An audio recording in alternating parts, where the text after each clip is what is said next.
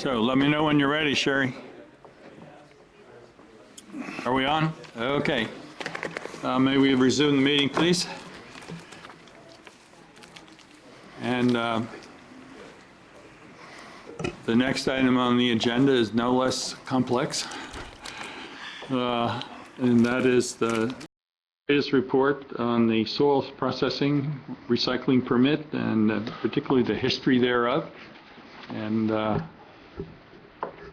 planning director has prepared that, so I assume he's going to take the ball. Yes, thank you, Honorable Mayor, members of the council. This matter regarding the dirt stockpiling and soil recycling on the Bayland site has been an ongoing issue of concern over the past few months at council, and staff was directed to do some research, clarify some issues related to the regulatory status of the permits and the controls over the site. And so we put together for you is a fairly brief history, and I'll just kind of go through it as quickly as I can. The site was first authorized in 1977 to allow for reclamation and surcharge of the closed landfill. Conditions of approval at that time related to adequate dust control measures as requested by the city engineer. There were no conditions related to either the amount or height of material being moved on site, nor was there any reference to stockpiles in any shape or form.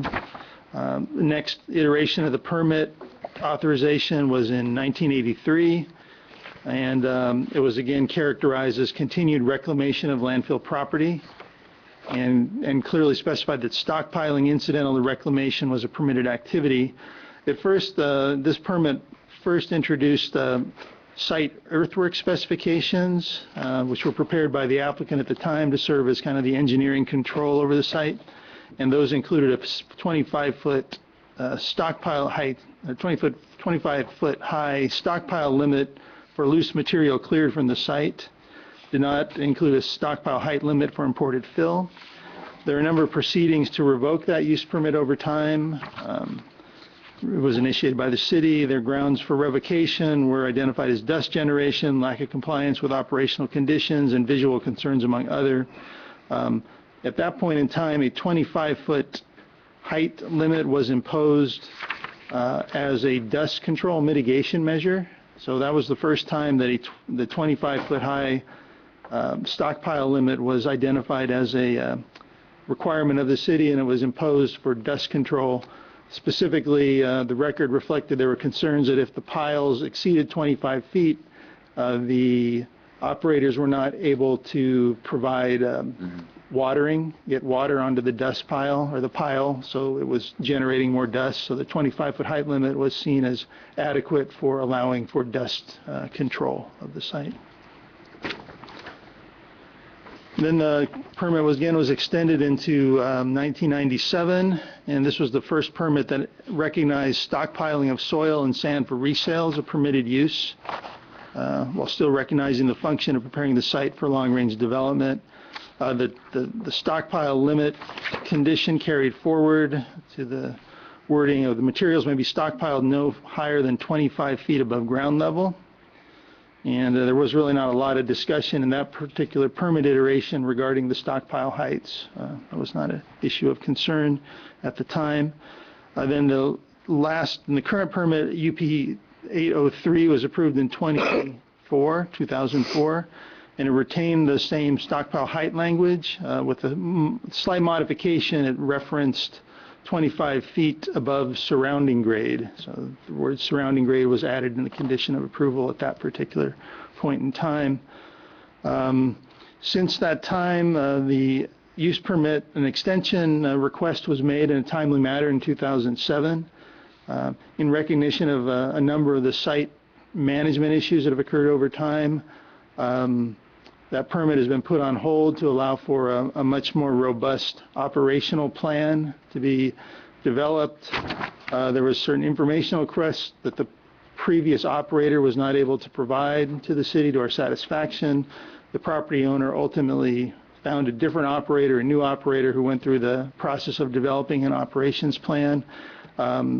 The plan has been subject to a couple rounds of regulatory review by both County Environmental Health and Regional Board, and it's still going through some final reviews. We're expecting to have that finalized and scheduled for Planning Commission review later this year, and that's the schedule today. In the interim, operating under the previous use permit, the applicant has agreed to a number of other operational measures that weren't called out in the previous use permit.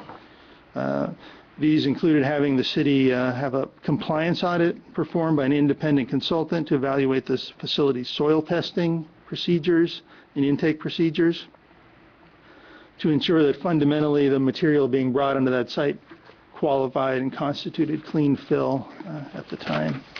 And again, there's been a number of modifications recommended to the operations plan that will be embedded into the permit that the Planning Commission reviews in the upcoming year to ensure that those conditions are carried forward in a formal way.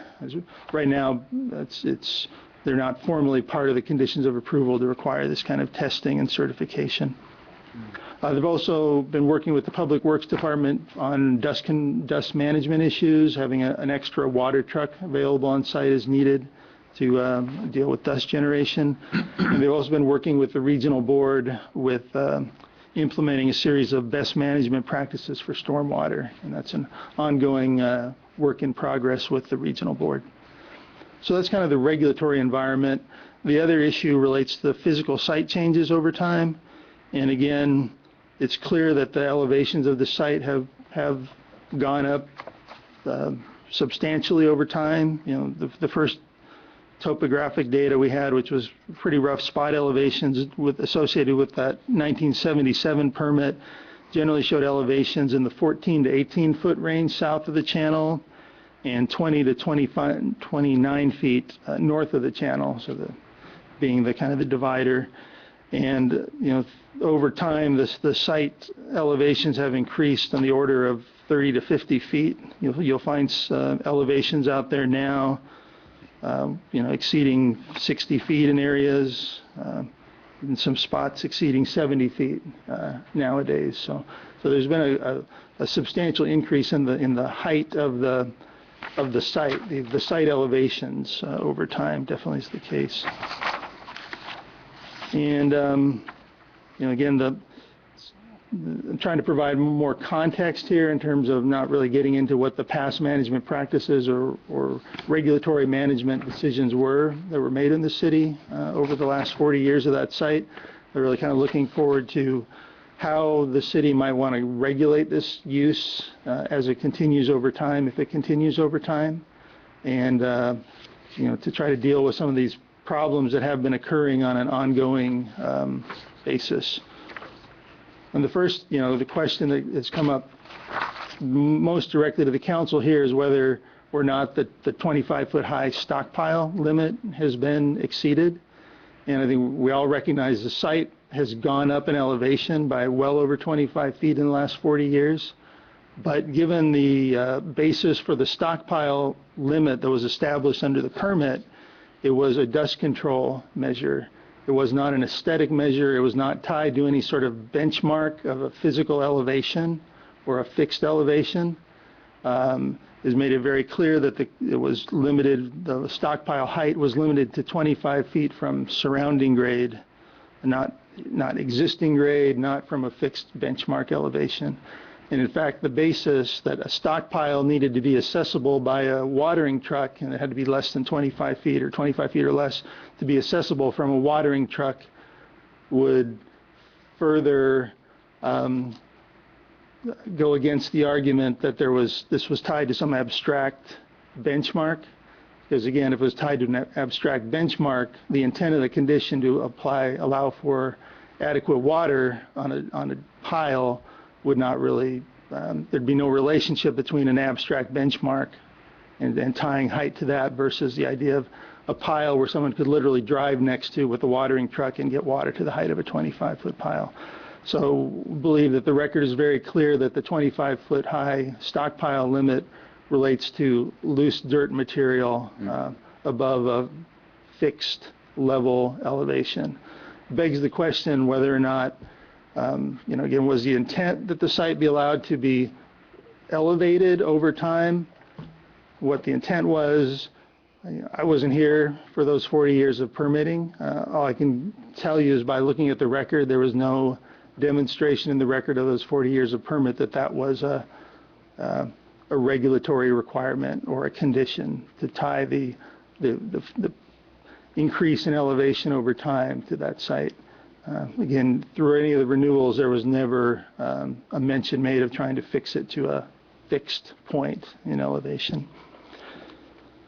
Since this height elevation, the 25-foot stockpile limit, isn't a valid tool for measuring or trying to regulate the aesthetic impacts of this facility, I think staff recognizes, the community recognizes this facility does have aesthetic impacts and its operations continue to have aesthetic impacts. So I think the real question is how, in a permit moving forward, are we able to regulate the aesthetic impacts of this facility in a much more transparent and enforceable manner? I think that raises some questions as to what are the aesthetic impacts. Does it relate to the overall scope of the operation, the number of acres that are disturbed? Is it the stockpile height of loose material that are visible? Is it the increasing grading that's occurred over time to raise the elevation of the site? Those are all kind of different aesthetic issues that are going to require different conditions of approval or management tools to address in a future condition of approval. To say, well, we're going to limit the aesthetic impacts of this operation, it has to take that next step of really trying to determine what aspect of this operation we're trying to physically, from an aesthetic standpoint, control and regulate. And I think that's really a challenge, and to the extent we can get some valuable input and the Planning Commission can get that kind of input when they consider this permit update, that would be a very valuable input for them and for staff. The other sort of ongoing issue has been dust control over time. And again, you see back even in the early 80s when the permit was threatened for revocation, one of the issues was dust generation on site. Clearly, we need to look at what are our best regulatory tools and operational tools that we can apply to this project to try to minimize that. There are certain challenges given the inherent physical nature of the operation. You're constantly moving material. The environmental conditions of wind conditions out there make it problematic as well. But this next permit, we'll be looking at whatever kind of strategies, whether it's operational, management, or regulatory, that we can impose on this operation to have a more responsive and responsible approach toward dust control on that site. And the third, I think, major focus is to ensure that the material that enters that site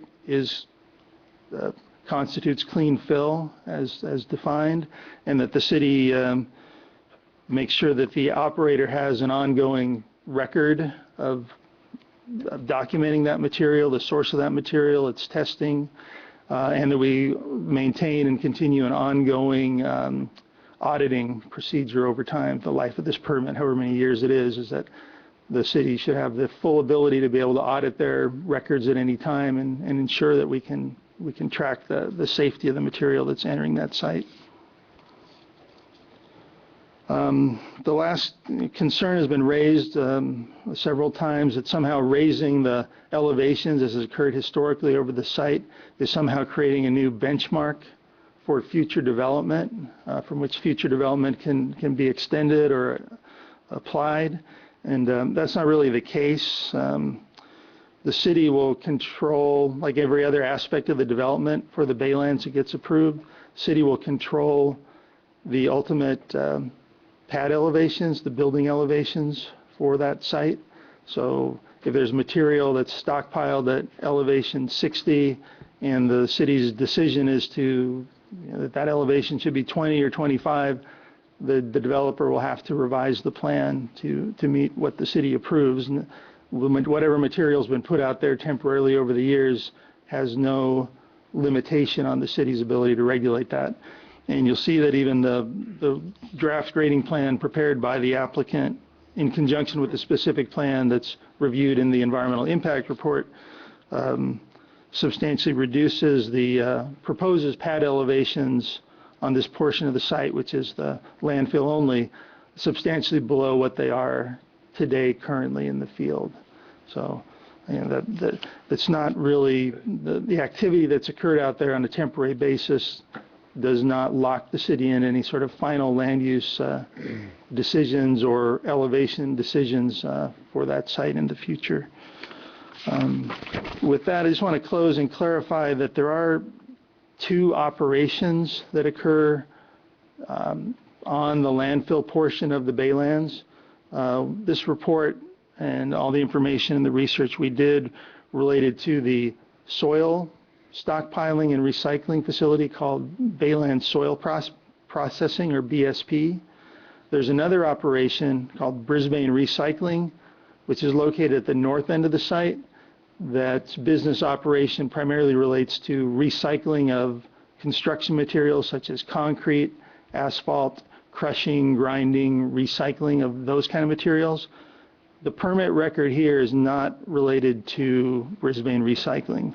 They have their own use permit process, and whatever happens with this particular operating permit for Brisbane soil processing, we will anticipate imposing the same kind of regulatory regimen to make sure that that facility operates, I think, at a higher degree of compliance and control for the city than currently happens. So I do want to make sure we're all clear there are two different operations that occur on the landfill portion of the site.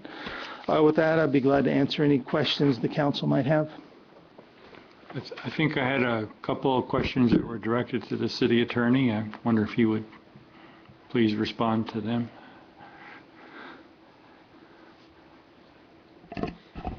Be happy to. Just give me one moment to bring those up on my screen here. Okay.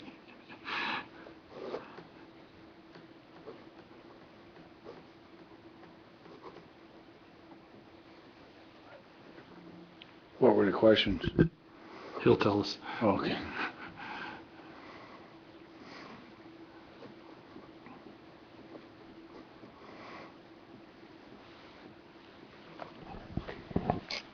Mayor Miller, your first question was, under what city authority are the various operations conducting their businesses? And again, the hearing tonight, or the discussion tonight, is focused on the Brisbane soil processing operation rather than the other recycling operation. With respect to the Brisbane soil processing operation, the authority is under the use permit that was issued in 2004, and prior to its expiration, there was the timely application for the extension for the multiple reasons explained by John. There's been an ongoing dialogue and discussion, actually a removal of the former operator that submitted the request for the extension, and the substitution of a new operator. But at this time, the authority would be under that prior permit, based on the city's extending it, based on the timely application and the continued review of the renewal permit application. At some point in the near future, that permit will go to the Planning Commission for either approval, denial, or approval with new conditions on it. Your second question. So they're operating under what? Is there a formal extension that's been issued at some? I mean, is there something in writing that says they can continue indefinitely? I mean, what's the written legal authority that they have there? Because the original permit wasn't it for 5 years? If so, if that's the case, then they're beyond that. So there must be some basis of legal extension of that time. That's what I'm trying to get a handle on. The extension, again, there was a written application for the extension prior to the expiration of the 2004 permit. That application for extension has not been denied at this point, so it's still pending. So it would be that written application for the extension that would be the legal basis for the continuing operation at this point. So if somebody just applies, it can go on indefinitely? If the city doesn't do anything? Well, clearly, at some point, there needs to be a decision. It needs to go to the Planning Commission for approval.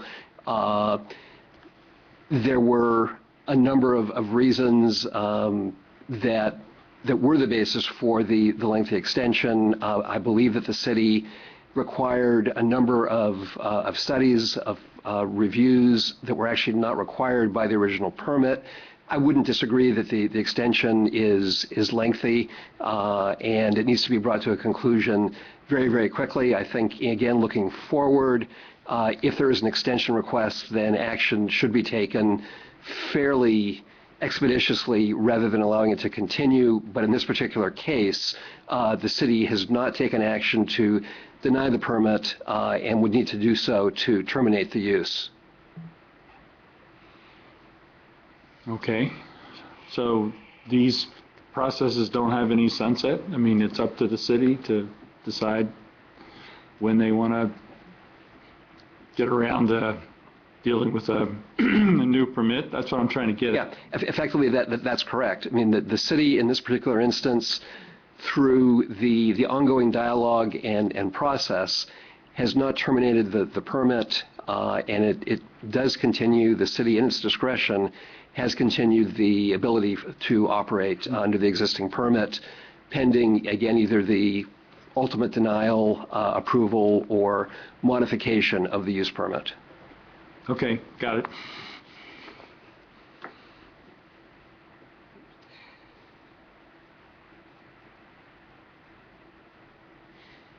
Second question was, what are the legal restrictions on the height of the fill? And again, as John referenced, going back over the original permits, it appears that the concern for the 25-foot height was based on the ability to provide watering and dust control for those dirt projects. I looked carefully to see if there was any reference to a set elevation that could be used as a set point, and that the 25 feet could not exceed that from the set elevation. That is not currently existing in the permit history. Of course, going forward, if aesthetics are a concern, that is an appropriate consideration for the council in any approval or the Planning Commission in any approval of a future use permit. And if the intent is to set an absolute height above which the fill cannot go further, then what should be done in any future permit is setting a base elevation and then setting exactly what the height would be from that base elevation so that it can be actually measured and determined. So essentially, under the current permit, they could put fill of 1,000 feet and it still wouldn't be illegal. If the fill reached a point where it was becoming a problem, then the Planning Commission, as the issuing authority, does have the right to immediately impose additional conditions on that permit. But that would have to be done. That would have to be done. Okay. No, the reason I asked the question is people are saying, the height is illegal. And from what I hear you saying that, there is no such thing as an illegal height at this point. There is an illegal stockpile maybe, but there isn't an illegal height per se. Based on the existing permit, that's correct. So in theory, it could continue to rise as long as it was never 25 feet above what the surrounding grade was. However, as I mentioned, at the point where, whether it's now or at some point in the future, if there were aesthetic considerations or intent by the Planning Commission to stop the height immediately, it could do that, and it would have to impose that additional condition. Okay. And your final question was, what are the respective responsibilities of the Bay Area Air Quality Control Board and the city? The city has the right under the use permit to enforce the conditions. Those would include dust control, health and safety issues. And so in the provisions of the use permit, it states that if there are complaints or concerns, then the city does have the authority to either require that the operation cease operating until the dust control has been taken care of, or that they immediately need to implement appropriate dust control measures to stop whatever dust intrusions there are.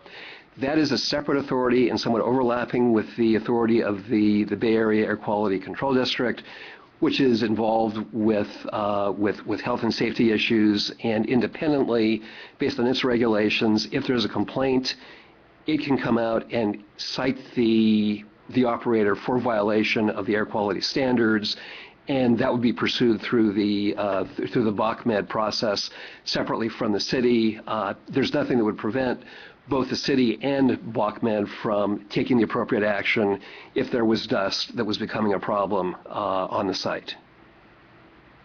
So the Air Quality District doesn't have a preemptive authority? No, I don't believe it does. I think that under the terms of the use permit, the city has the authority to enforce the conditions in the use permit independently from the Bay Area Air Quality District. The only thing I would add to that is that the Bay Area Air Quality District has the ability to implement fines, and I don't believe under our permit we currently have that. So that's something we may want to think about going. Okay, the Air Quality District has a fining system, but our current use permit that's sort of continuing indefinitely does not have a fining process. Correct.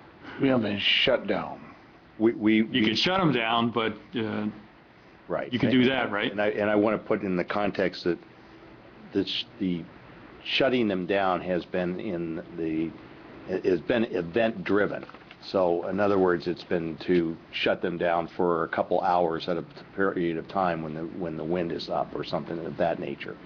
I do want to indicate that, and it'd be helpful, I think, to the council in your conversation tonight.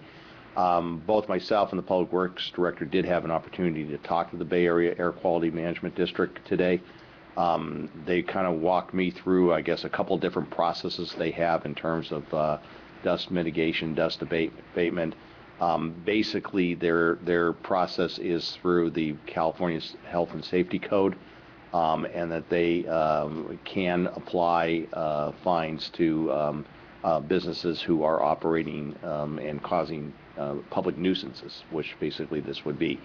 The inspector, who actually has all of San Francisco and right now is also dealing with San Mateo County because the San Mateo County person's out on leave, was out to the businesses today, both businesses, and contacted them, had an on-site visit with them. And I know that, and Randy may want to speak to this, that Randy and his inspector and the inspector from the Bay Area Air Quality Management District want to get together and actually do an on-site visit with the businesses, and so that we get a higher level of coordination between the city and the Bay Area Air Quality Management District. One of the things that I think on a staff level that we want to consider when we go forward with a permit is this whole issue of the ability to levy fines if we have activity that goes on and it's unabated or not handled appropriately, because I think that's probably the best way to get people's attention. Mm-hmm. I don't know, Randy, did you want to add anything? No, sir, nothing to add. Okay, questions? Can I make a couple comments? Yeah, what? Yeah, I have some questions then. Yeah, usually questions first and then comments. Oh. I'm sure your comments will be questions. But you can phrase them as kind of questions, right? I'll let somebody else go first because, it sort of will let me calm down a bit. Oh, okay. So someone else can go first that wants to ask questions. I can, and then, Okay. I'd have to, on that 25-foot level, I mean, I understand it, the way it's written and everything, the way you explained it and everything, but I gotta say that I just don't think at some point that's really what was envisioned, is this thing go up high and stuff like that, and as high as it is. But it is what it is right now. I mean, that's certainly something to deal with in the next round of this. But I just, think that the intent and then what was written are two different things. But I understand that, the legal part of it is the legal part of it, and that's the way it's written. So somewhat disappointed in that, but that's just, my opinion. Randy, just on, I think about it, and I know I hear comments from citizens like, man, we're going to let them build on that? And just from an engineering perspective, knowing that there's, vertical loads and stuff and compaction and stuff like that, could you just kind of comment on soils and stuff like that and how Sure, actually... sure, sir. To my knowledge, there's no documentation of the placement of that fill according to engineering standards, so it would be classified as unengineered backfill, which means it would have to be removed and replaced according to engineering standards before we'd allow it to be built on. And of course, there is the challenge they also have with that, with it being a former municipal solid waste landfill, is that they're also going to have to establish a cap pursuant to Title 27 standards that would meet Cal Recycle's approval. And so how they are going to place the cap of the appropriate permeability and have the correct vertical separation between the underlying waste matrix and the proposed development above it is going to require a significant movement and replacement of what's out there now. Mm-hmm. Thank you. Yeah, it was very interesting reading the staff report, and then and touching base with Clay over the weekend just to to get that clarification and about the height of the stockpiles, and that the stockpiles are different than elevations. Mm-hmm.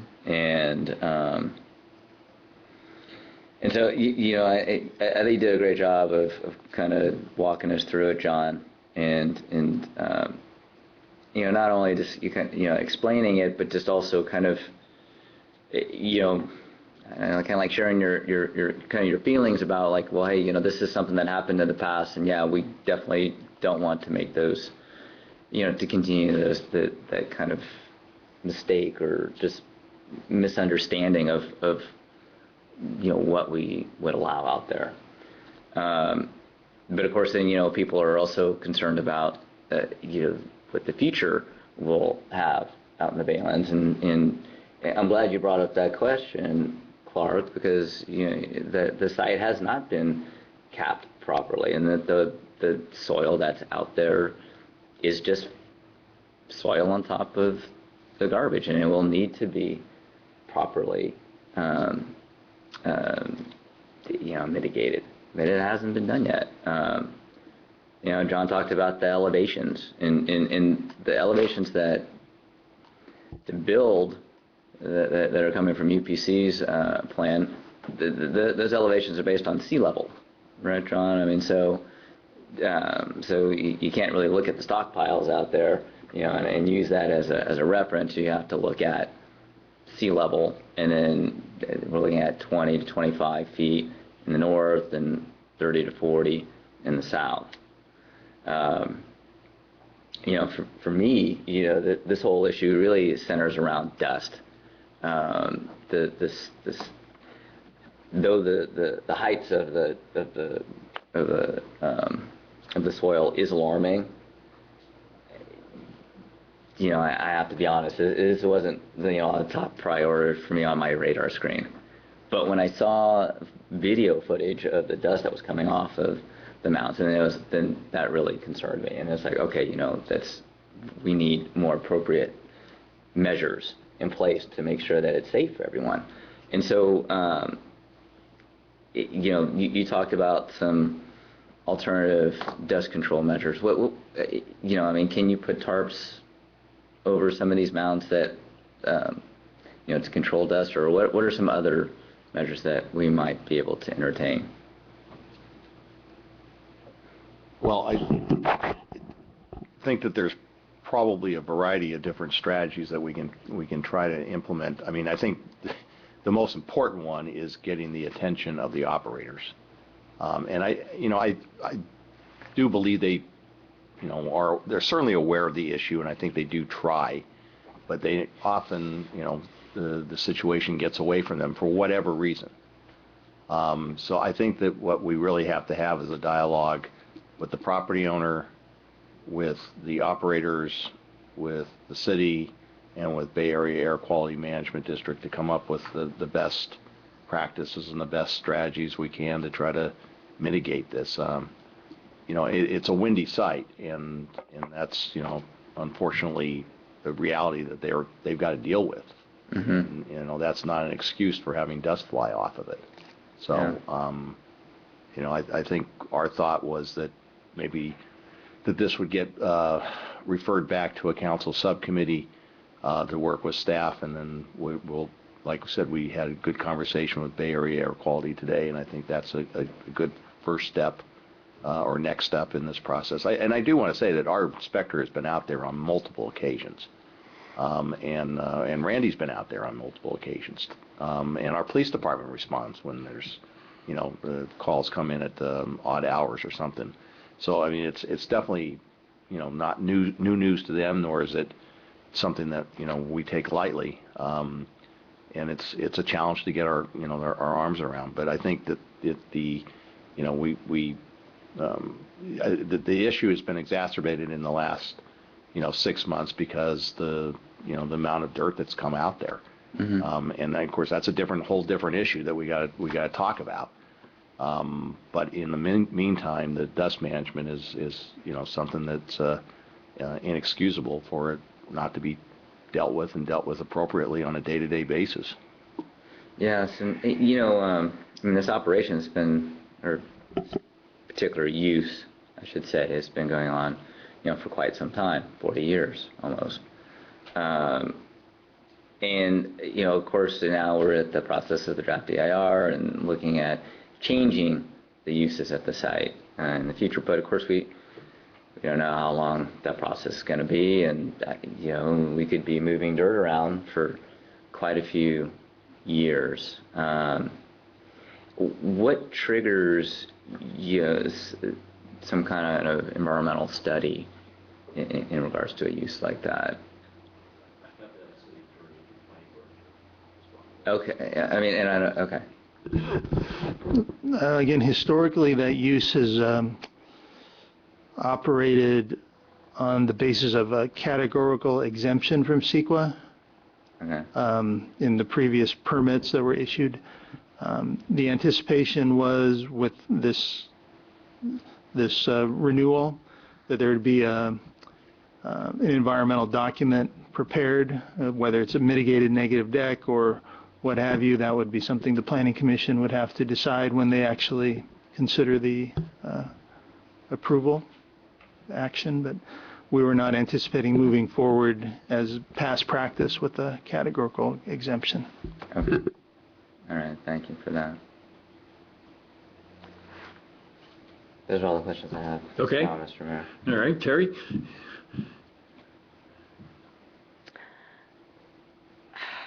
I'm not sure I've got questions, but I feel that for the 2 years I've been sitting up here, I've been getting untruths about this piece of property. We have kept being told we had a 25-foot limit or height, but we just didn't know where the base was from. And and before I was sitting up here, we've asked about it, and we always got that answer. So I'm glad we're getting a little bit better answer now, and that basically they just keep building the base, and then they can go up another 25, and then they build the base and they can go up another 25, and then they build the base, and we're building a second San Bruno Mountain with dirt that we're going to have to move again. Mm-hmm.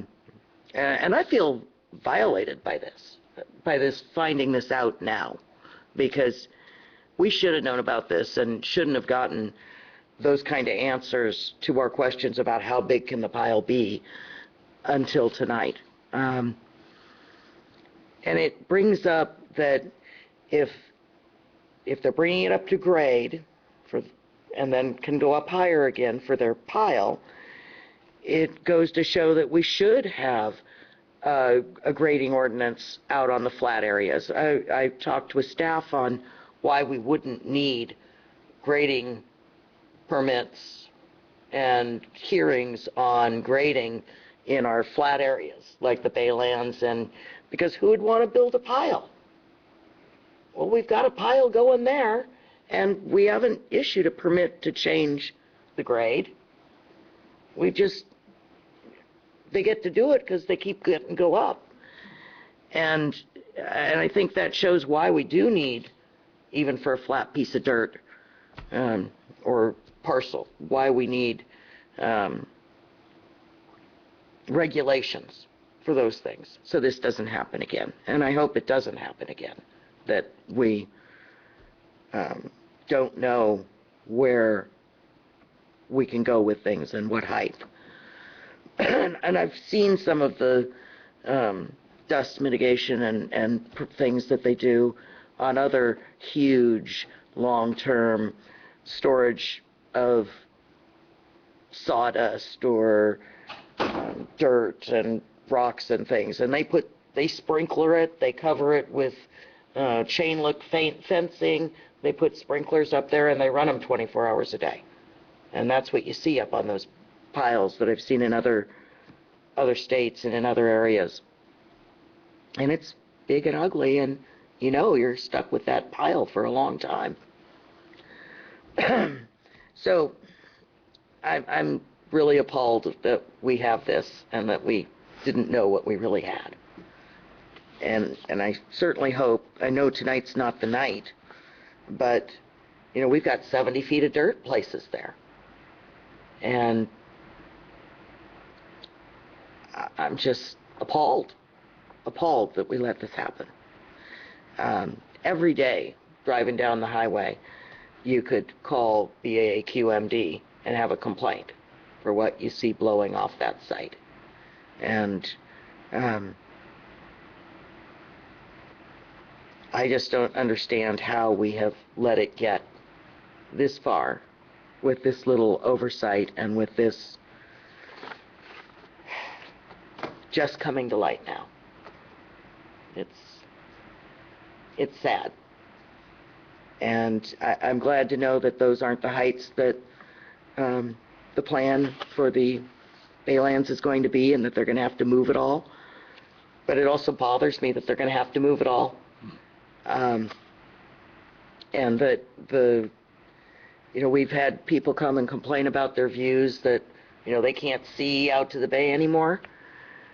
And at least it gives you an idea of what the 40 feet, the 30 and 40 feet that they're planning on for the base level eventually on the site, on what kind of height and where it's going to be. But this pile is growing every day, amazing, and it has gotten probably, it seems like about 30% broader in the last month. They're going clear out to the edges as far as they can and going up and up and up. So we have to do something. I would be happy to be on the soil processing subcommittee, because we need to try to, certainly if we have a permit that's ongoing that we have no control over, other than to have them control the dust, we need to get a better permit or stop them. That's my little tirade. It was a good one. Yeah. We'll take it. And we have some requests from the audience, public testimony. And both Brad and Michelle, you can sort of take your decision as to, if you come first, Brad, or then you won't have to get, you like to get up. Why would it Yeah, count? right, all right, polite. Michelle Salmon, Brisbane resident, and Terry's tirade was really pretty calm compared to how I feel, because I have been complaining about this for quite a while, like years. And I'd just like to say, earlier in the evening, we had a discussion about what it says versus what the intent is. All right? And I went back and read the actual permit that from 2004 that was asked to be extended in 2007. And it says, under conditions of approval, item C, materials shall be stockpiled no higher than 25 feet above the surrounding grade. And the surrounding grade is defined in the title as being Tunnel Road and Lagoon Way. And that is what it says, and I don't give a damn about what the intention was. That is what it says. It doesn't say anything about the 25 feet being related to dust control. This is what the permit says. Do you have a date on that? Yeah, 2004. And that should have been supplied in your packet along with this memorandum, because there are other things in that permit. Is that to the Planning Commission? That was the Planning Commission. This one here is the document that you're looking at is from the... It's on my phone. I have a copy of it that I requested a couple of weeks ago, and I believe John's gone to go get a copy of it. And I have serious questions, because the other thing it says in there is, and it says the definition of surrounding grade is in the title of the permit. And also, in this document you got tonight on page 2, paragraph 3, before UP 803 expired in 2007, the applicant made a timely application to extend for another 5 years. And it goes on with the story, you know. But that was 6 years ago. 6 years ago, and we have not written a new permit. And John didn't say, you know, when a new operator was put in place, or when the site draft was done, or when the submitted shortly will be. Is it going to be another 6 years of negligence on our part as a city? Also, in the document, it says that all stockpiles are to be removed in 60 days of the cessation of use. It also has documents stating about you can only import 120,000 cubic yards per month. Okay, there's a lot of restrictions in the original permit, exactly as it has written, no matter what the intent was, the way it is written. And if that's the permit that they are quote unquote still operating on 6 years after it has expired, regardless of whether they put in an application or to extend it, they're in clear violation of their permit on several counts. So although this historical little, you know, document kind of characterizes what the history has been, is not accurate about what the actual permit says. And I think you need to go back to the source document that was in effect in 2007 and read what it says. And now let's either enforce it or stop it. Because I have called BAAMQD, I have complained. I show you a photograph that I took on August 3rd, Saturday, after complaining on Thursday and Friday and Saturday.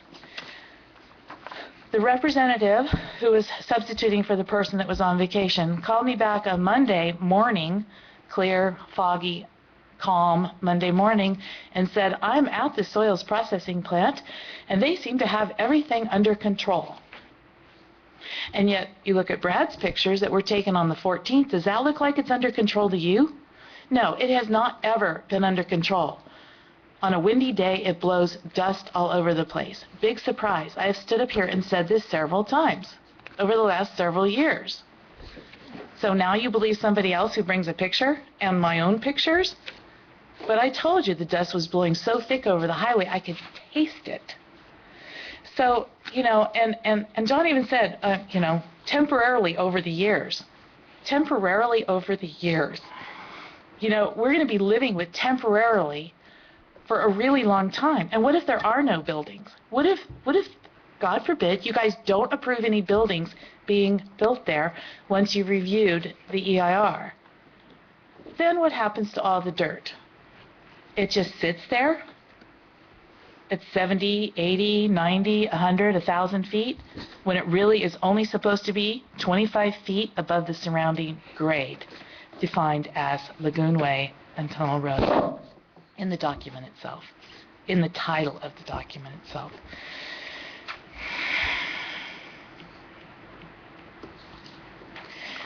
So the city has the authority to enforce dust control, even if it overlaps over the Bay Area Air Quality Control Management. I suggest you do that. And I suggest that you also enforce everything else of the permit that they are currently operating under that expired 6 years ago. I'm just disgusted at the negligence, and I'm also disgusted that this document doesn't clearly characterize what the permit actually says, regardless of the intent. And that's a lesson for us all to learn about what it actually says, as opposed to a summary or the intent. You'd think we'd learn this lesson by now, after all the times the intent was not what actually happened.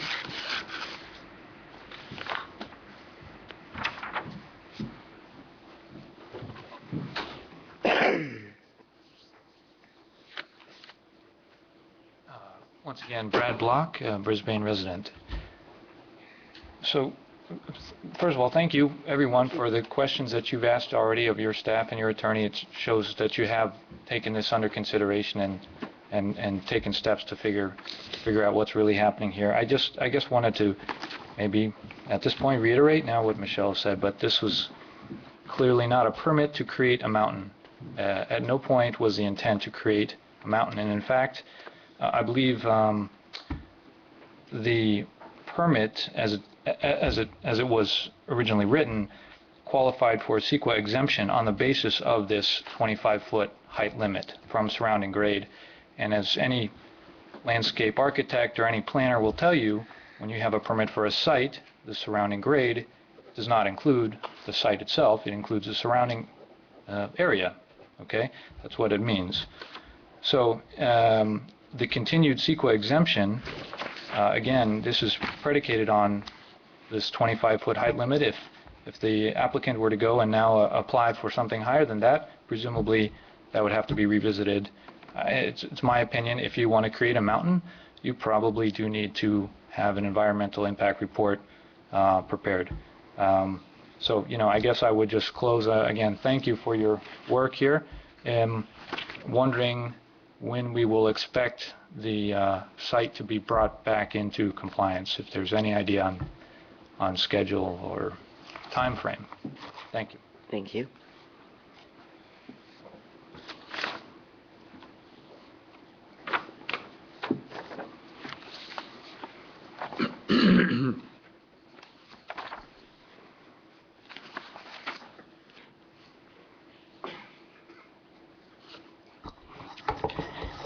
Jamie Dunn, Brisbane resident.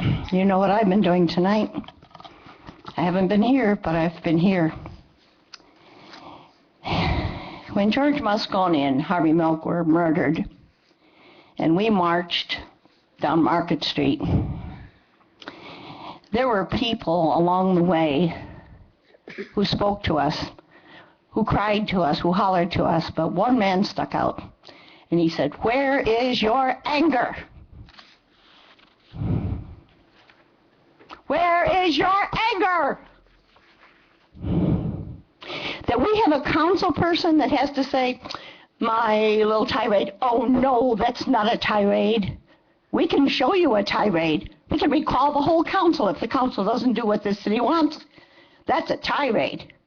What else we can do? We can get everybody fired if that's what the city wants. That's a tirade. But we've got people that are going against the law. We've got people that have covered up shit with more shit, with more shit, with more shit. And I'm tired of it. I don't want to see anybody apologizing from the council for anything. You're here to do the work of the people. We expect it. The staff is here to do the work of the people. We expect it.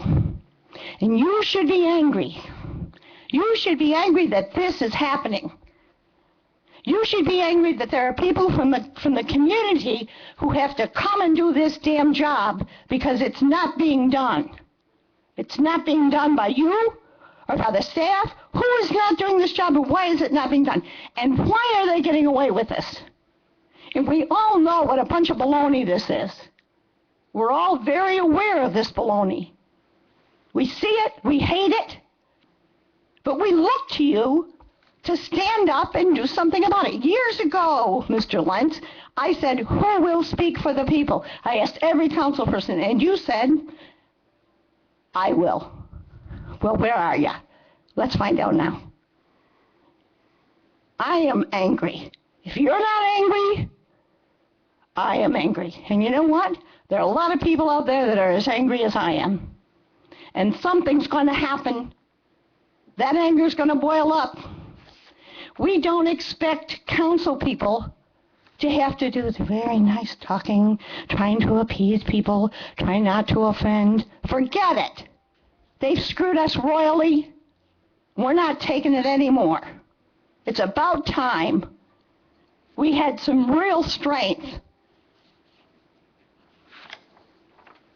I'm only 72 years old. I look up to Ray. He's got me beat, big time.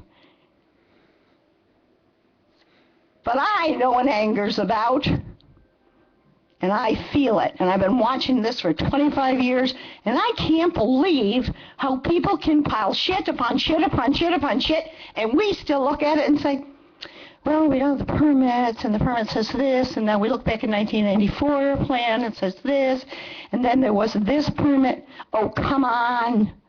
Come on. Come on, guys.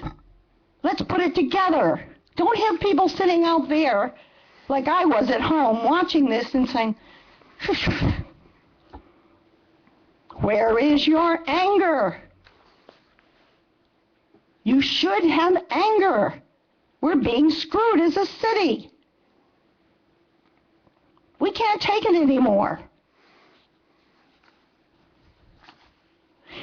And I will say this, if it's one of the last things I do in my life in this city, if it has to be done, I'll march on the streets and I'll ask that question, where is your anger? And believe me, I did it in another place I lived, and I went to every single home. And it took me 6 weeks, but I went to every single home. And I spoke to every single resident about an issue that had to be changed, and it got changed. And I may be older, I'm a lot wiser, and I can still do it, and I will have people with me. So somebody, hike up your boots and let's get going. Let's not have these people show up, give us this baloney again. We put up with it again. We all try to be nice. We're not Stepford wives. We've got to stop this, all this. Okay, well, what do you think? And what do you think? And what do you think? What do you think? Baloney. We all know what we think, and you know what's wrong. You know it's wrong. You've seen it. And you can change it, and you better change it. It's got to be changed. Wasting time, wasting money. You're wasting the breath of every individual in this town. We can't breathe because of this crap that's flying all over the place. And how the heck did they keep doing this? Why didn't somebody stand up here tonight and just rail at them?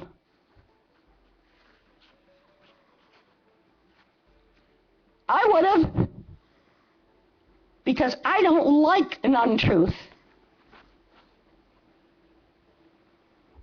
And I hate more than that, a second untruth, because it tells me there was no mistake about the first one.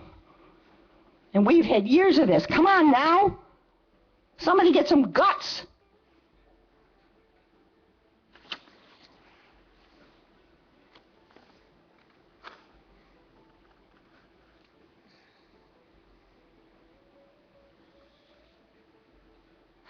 Anja Miller, Brisbane resident. I think that the time has come indeed for you to do something pretty drastic to really make a change. And I would hope that you would call for a moratorium on the whole operation until all the conditions are studied properly and spelled out what has to happen in what order. And then there should be, in view of what we've heard here of misrepresentations and things, there could be a stop work order right now. But I don't know how you do the moratorium, but that's what I think would be the appropriate thing for the people that you represent. Thank you.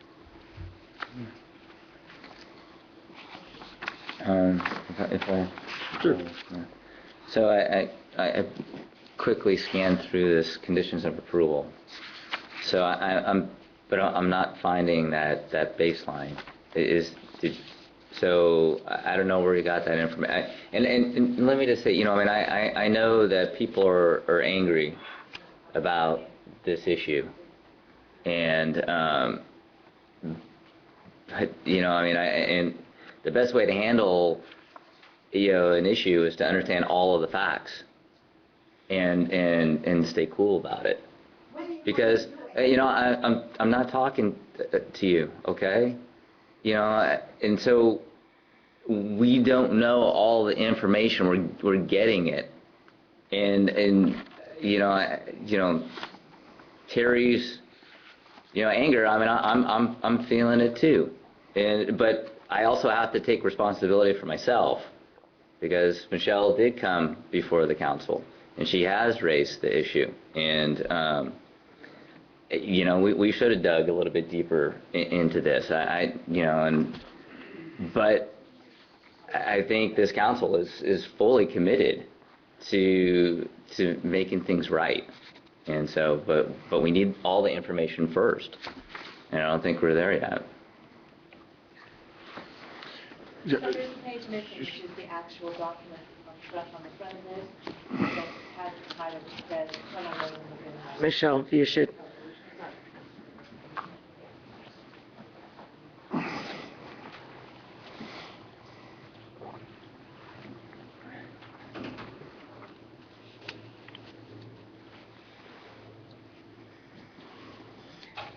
Well, condition approval A appears to list the location of the site and noted as between Beatty Tunnel, Lagoon Way, and Bayshore Freeway, and gives parcel numbers.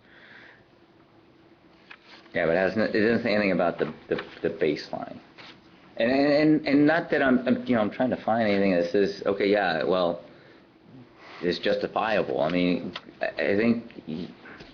Well, this is a legal interpretation, right, David? And you've looked this document over. I mean, this is what you based it on, right? And I guess this cover sheet that Sherry's making copies of. So I see in conditions of approval in item C, it said materials shall be stockpiled no higher than 25 feet above the surrounding grade. And so I guess the interpretation of the surrounding grade, was that supposed to be, is it Tunnel Road or as what was, interpreted before? So that's the interpretational issue, which you said in your original report that it's not necessarily that. Right. Yeah, so I'd like to. Yeah. Thank you.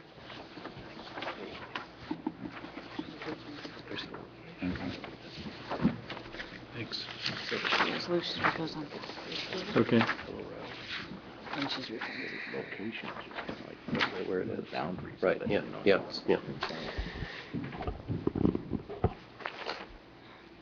Councilmember Conway, to respond, we have looked at the entire document, both the cover sheet and the conditions. Again, I'm coming at this well after the fact, when this was adopted. And the location in the title, generally the title of a resolution is not looked at in setting an elevation baseline, although I do understand the argument. I think one thing that's very important for the council to understand is that there are legal remedies even before the Planning Commission was to act on the approval or the denial or modification of the permit under section 1741.090.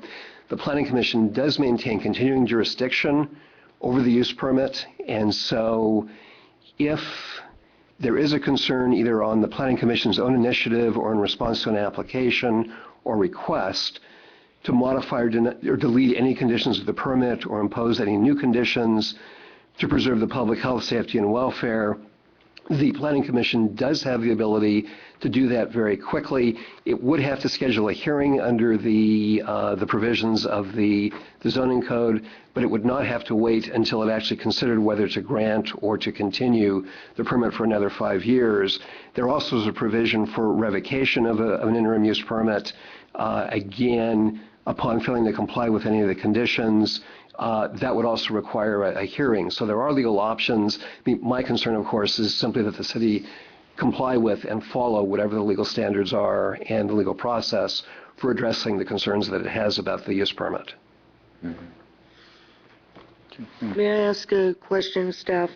One of our speakers said that a CEQA exemption shouldn't include the site itself. The surrounding conditions don't include the site itself because the site is looked at a bigger picture, and I'm not quite sure. It's not coming out as well as he said it, but does that make sense? That when you're doing a site description of surrounding areas, that it doesn't include the project site? My question might not be quite right. I'm not sure I completely understand the question as it was phrased. Okay. I'm not sure. I guess I didn't put my notes as eloquently as I should have. Thank you. I'll get it down.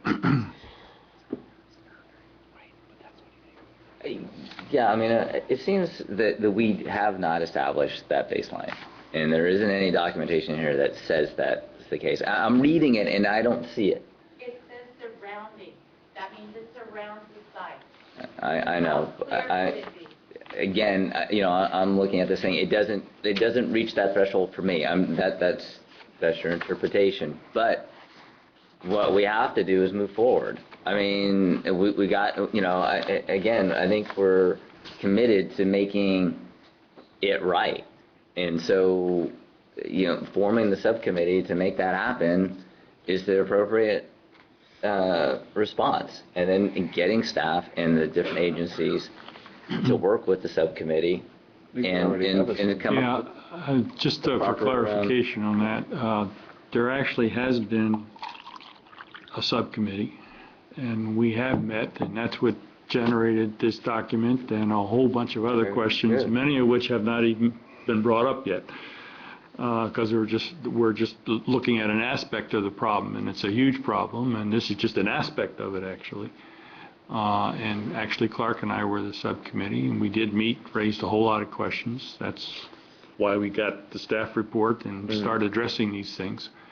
And the proposal that came out of that subcommittee after dozens of unanswered questions, because the city wasn't sure, the staff wasn't sure either actually, and they needed to investigate further, and some of that they've done, but some of it still remains to be done, and there were a lot of CEQA questions that they didn't know the answer to actually, that the two of us asked. So the proposal was that the conversation tonight go back to the subcommittee. We have further conversation with staff as to how we proceed here, whether we come back to the council for more direction, whether we come back and say, okay, ask the planning commission to hold a hearing and do what they need to do, ASAP. So that kind of was the proposal, because as the city attorney says, you just can't go willy-nilly. You've got to follow the legal procedures. And our suggestion was that we take all of this back to the subcommittee, we try to put it together, get some more answers, come back to a council meeting, and if we want to give instructions, let's say, to the planning commission, then, we can do that. I think that's the most appropriate measures to take. My So concern. that was the idea anyway. Thank you. We can change that. I mean, it would be Up to nice to us. say that earlier. Thank you for the backstory, because I wasn't aware. Yeah, I don't know either. But my concern is this mountain is growing so quickly. I mean, you can see it growing in the last 2-3 weeks. I don't think we have the time to sit and think and look and think and look and discuss. I think we need to get a quicker action than coming back and referring it. And I think we need to do something in the next 5 days, 7 days, 10 days. I think we need to act on this. Yeah, well, let me ask a question of procedure. I mean, we all sort of feel that kind of urgency, but on the other hand, you got to follow legal procedure, which is the dilemma. I mean, the moratorium has come up, but we just can't do that without, I presume, following some legal procedure. So I guess I asked it because I sort of understood the city attorney to say that needed to go through the planning commission. Is that the case? Can we do that on our own if we have it agendized, or does it have to go through the planning commission first, or what's the legal procedure that we have to follow? The procedure for modifying or suspending the use permit would require the hearing before the planning commission, because under the city's ordinances, it was issued by the planning commission and they retain jurisdiction. There certainly is nothing that would prevent the council from directing staff to approach the operators and to request basically a negotiated moratorium while this issue is being looked at, and an agreement that the height will not exceed whatever the current level is until there's again the opportunity for further review and a decision in terms of what direction to go. That wouldn't require a planning commission hearing, and is something that the council could provide direction on without, again, going through any additional process. If the operator declines to agree to that, then you would still have the option of having it heard by the planning commission, but it certainly could be approached on an informal basis and a negotiated basis between the city and the operators. So that is a optional, that we'd ask them to stop while we discussed it or not raise the height. But if it was a health or safety issue, we could enact that immediately, correct? Or if there was... If it was a health or safety issue, then it would go back to the planning commission immediately for their hearing on either revocation or modification of the conditions. It would still have to go back to the planning commission. That could be done on an expedited basis, but they would be the body that would hear that. So there's no method to say, if we were inclined, not to say that we are, stop today. Unless it was imminent threat or danger. I think maybe you're talking about Emergency moratorium. Urgency ordinance, which would be a moratorium. Is that the... Yeah, it's not, David? yeah. I mean, a moratorium generally is prospective going forward, so it would certainly prevent the initiation of any new similar uses or any permits for any similar types of dirt stockpiling. A moratorium wouldn't by itself affect a permit that was issued previously. Now, there is a provision that says that in the event of significant dust generation, the Public Works Inspector can immediately shut down the use. However, that is only until the project is brought into compliance. So if there was a dust issue and the inspector or the city was satisfied that had been addressed by whatever measures were appropriate, then at that point they would be allowed to reopen. But if that problem is ongoing, then it can be shut down immediately based on that dust generation until it's addressed.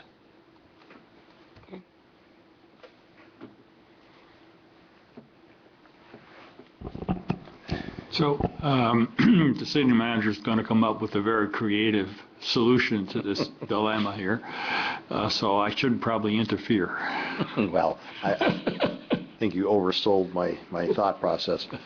I was going to suggest that, not to put Jonathan on the spot, but he's here, and this is his operations in terms of any sort of kind of voluntary immediate action. Might be best to ask him tonight what he feels he could do, or what sort of conversation he would feel that he could have with us in a shorter term. I think, as Terry has noted, this is getting bigger by the day, and they do have significant contracts that they're currently working on. So I guess, there's a whole issue, I think, long-term where we go with this, which I think we can get our hands around. And, just because the piles are a certain height today doesn't mean that we can't get them to be lower in the future. But in terms of any immediate action in the next, week or 2 weeks, I think we really have to have the cooperation of the operator. So put Jonathan on the spot, but he's the one who would have to talk to the companies that he has leases with out there. Yeah, I was going to suggest that, when's their next council meeting? The 3rd, or is it the 3rd? I think the 3rd. 3rd of September? It's a Tuesday. Correct. Tuesday? Okay. Because there's a whole lot of things that could go on between now and then. The subcommittee could meet, the staff could get to work, the conversation could happen with Mr. Sharpman, and he could talk maybe to some of the operators, see what's going on. I mean, if I were sitting in Mr. Sharpman's shoes, I'm thinking, God, I've got to move all that dirt and lower it, and oh my God, he must have some problems too. So I think, because that can create a lot of problems as well. So I think there's a really big, complex issue here that needs to be addressed expeditiously, and maybe we can do the first step by agendizing it on the next meeting, try to do what we can between now and then. If we need to go to the Planning Commission for something more formal, then we could certainly instruct the Planning Commission and the staff accordingly at that time. But in the meantime, let's try to see what we can do informally, and also get our act together better for next steps. Be my suggestion. Yeah, I mean, I'd hope that within the next days between this meeting and the next meeting that you'd have a pretty good update for us, and hopefully a path forward for what the interim use out at that site is going to be, and also the getting a handle on some of the dust mitigation efforts out there.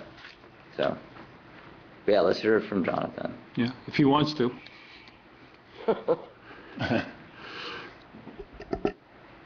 Jonathan Sharpman, UPC Sunquest, and we're happy to sit down with staff and the representatives of BachMed and any other agency that wants to discuss interim solutions.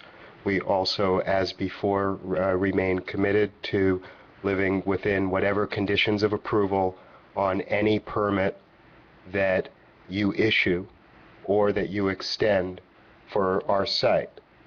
We will live within those conditions, and we want to work with you to define what those are, and to define in our contractual obligations what those responsibilities are to the people who are actually operating out there. And so this is something we remain committed to working with the city on, working with our operators on, and as soon as we get the call from staff, we will schedule whatever time is necessary to address these issues. Mm-hmm. Thank you. Okay, sounds great. Yeah, another thing that I hope that you guys address, and John had mentioned it in the staff report, was sure, right now they're studying, or sampling the soil that comes to the site to make sure that it's clean, but I think we need to have a better process for evaluating that. And so I hope that is also part of the package. Well, that's kind of something that cropped up during the extension part too. Is these measures and everything like that. Is what do you want to put in this permit going on? So it's not like this is really an overnight thing. It is a process, and it's like, well, you want to get it right, and I guess asking the city attorney if we send it back, or when we go back to the planning commission with a specified set of conditions that we want, and then you say, oh shoot, man, forgot a few things. How quickly can you send it back? Because then once you do that, you've got a contract for X number of years, and could you modify that? Yeah. At any point during the 5-year term of the contract, or the 5-year term of the permit, rather, if you determine that there are further problems, there are issues that are not being addressed, then you can add at any time during that 5-year permit period any additional conditions. It has to go through the hearing process. There have to be findings that would support that, but it's not bound to be only the conditions that were issued at the beginning of the 5-year permit time. Yeah. And John, what was your vision as far as when you thought originally this should go before the planning commission? We're waiting for an updated ops plan that had the input from the regional board and the county environmental health. We'd have to advertise it 30 days in advance. I was hoping by the end of October we'd be to the commission, but Okay. I don't have all the work product that would guarantee that at this particular moment.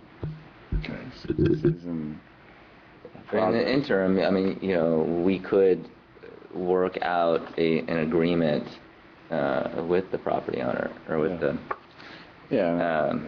with the soil recycler, with the soil processing company, to come up with something that would work for until we had something in place permanently. But you're going to bring it back before the council, before it would go to the planning. Oh, yeah, Right. of course. So, Let's give direction, additional direction to the planning commission on it. Definitely. Right. as far as the cubic yards that are allowed, are they still within that permit amount? Item O?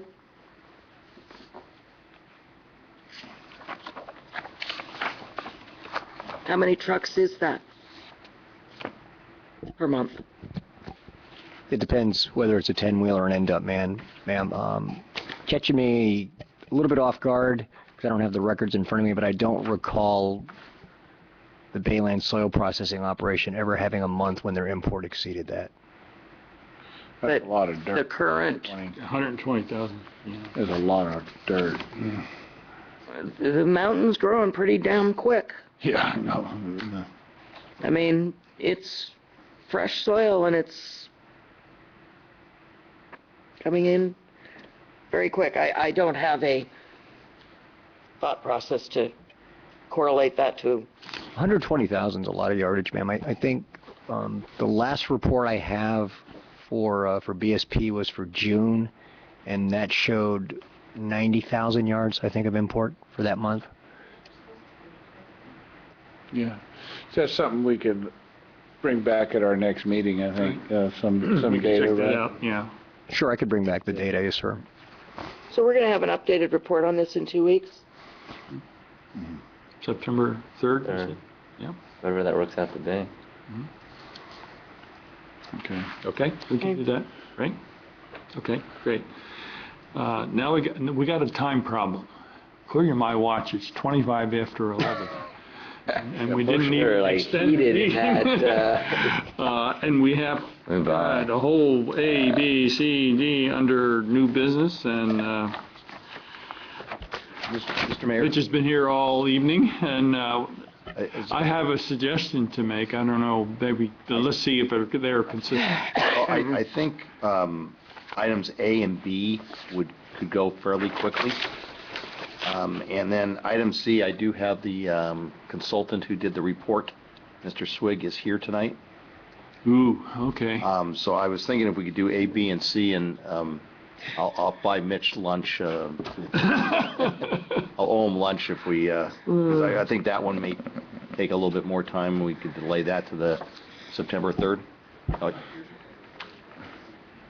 But, you know, since Rick is here, maybe we can move C to, Do C first? first, yeah. Yeah. I do also, we had an intern work on B, and he's gone back to school on Thursday, so if we could get B done as well, C. So, yeah, we're I just think we'll get them all done. We'll We're do just A, gonna stay here B, until we yeah. get it done. I'll move to extend the meeting till midnight.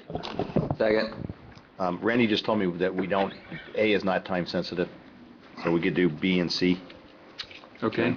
And we have a logistical problem with the DVDs because we've gone through 4 hours, so she needs to change it. It's going to take a couple minutes if you want it to be Okay. Let's recorded. take a break. Okay.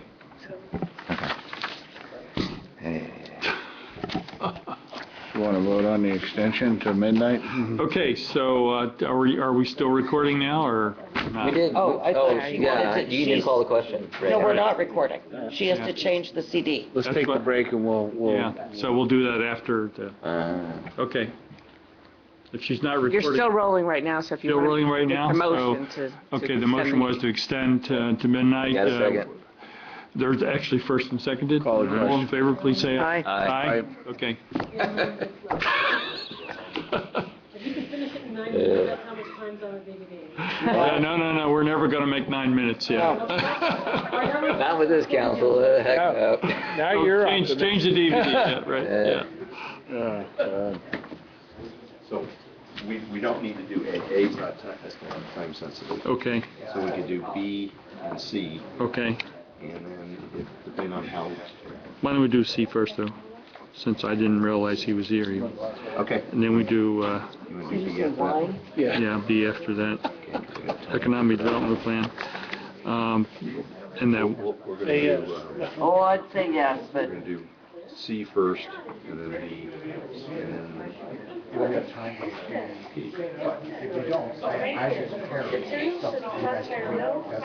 that or we'll do it on the 19th. Yeah. on the 3rd, what about the meeting after that? You'll be back He'll then? be back, yeah. Okay. He'll be back on the 19th. Okay. Okay, all right, I'm sorry.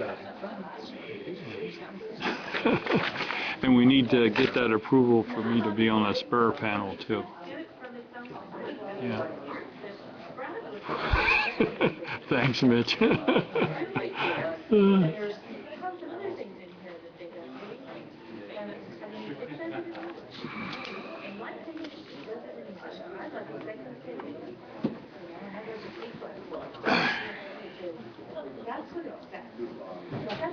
Great.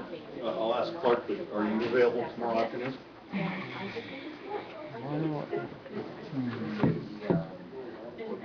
Late morning? I'm busy in the morning, and so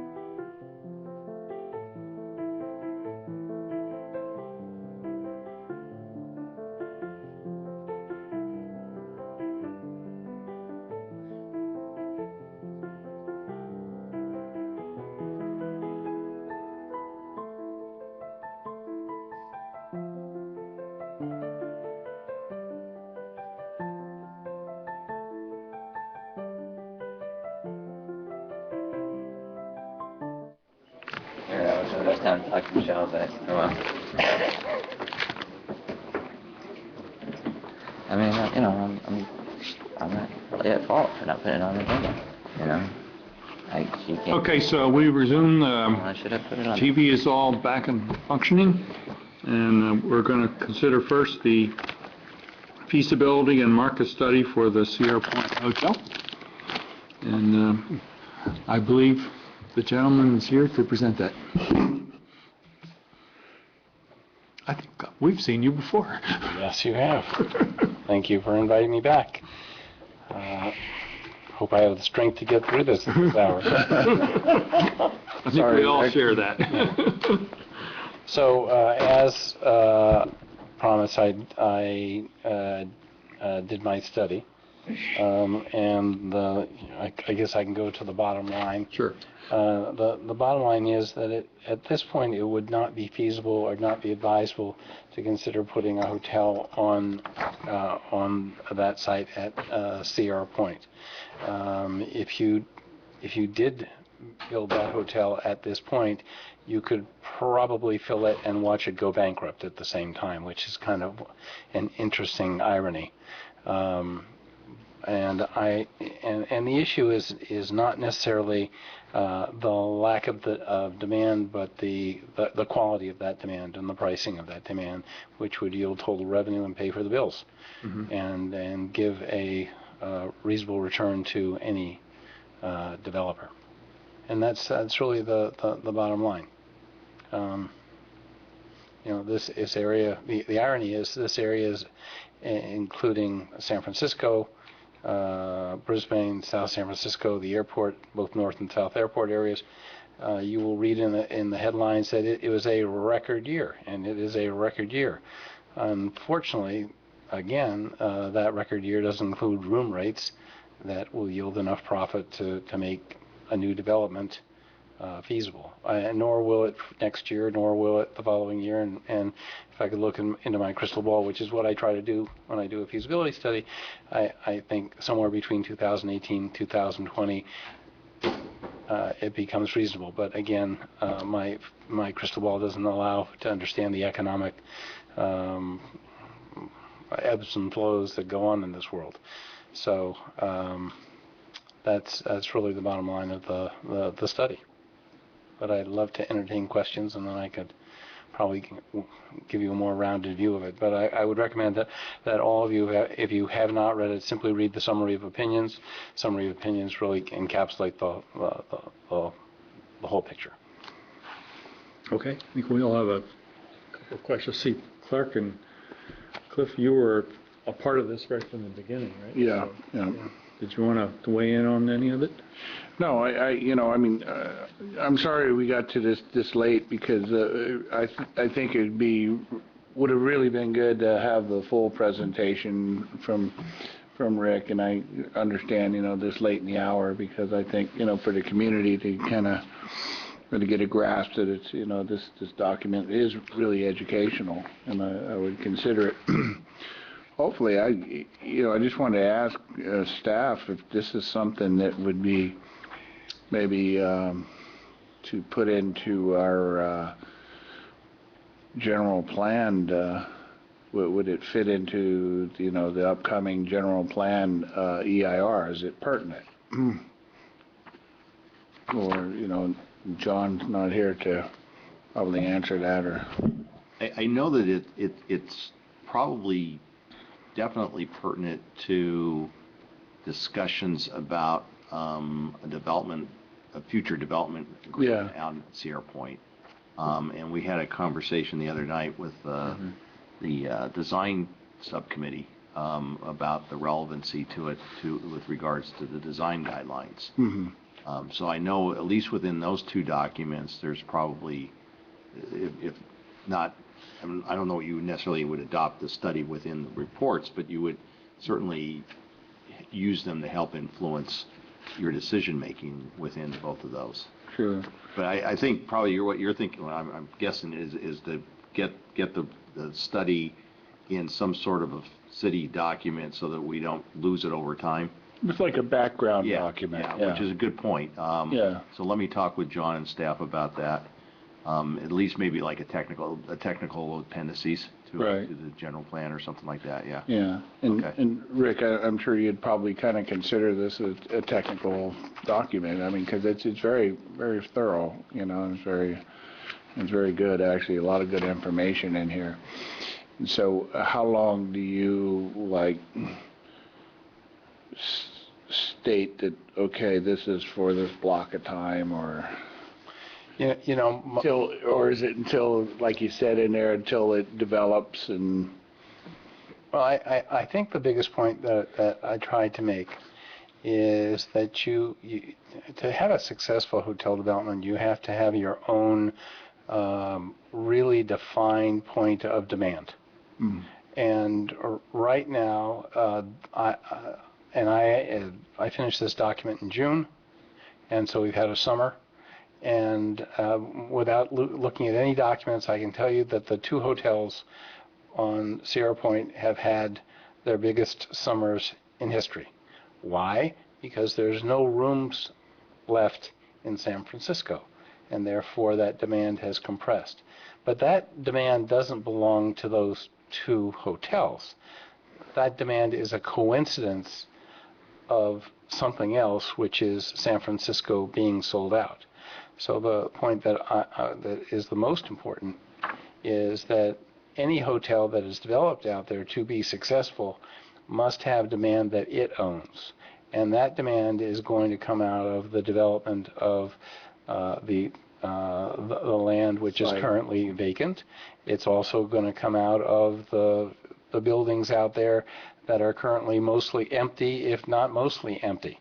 Mm-hmm. And so when that developable land infills and becomes a biotech campus, becomes another type of headquarters campus, when the empty or mostly empty buildings fill up with headquarters type businesses that have people coming to visit those campuses, that's what's going to fill hotel rooms.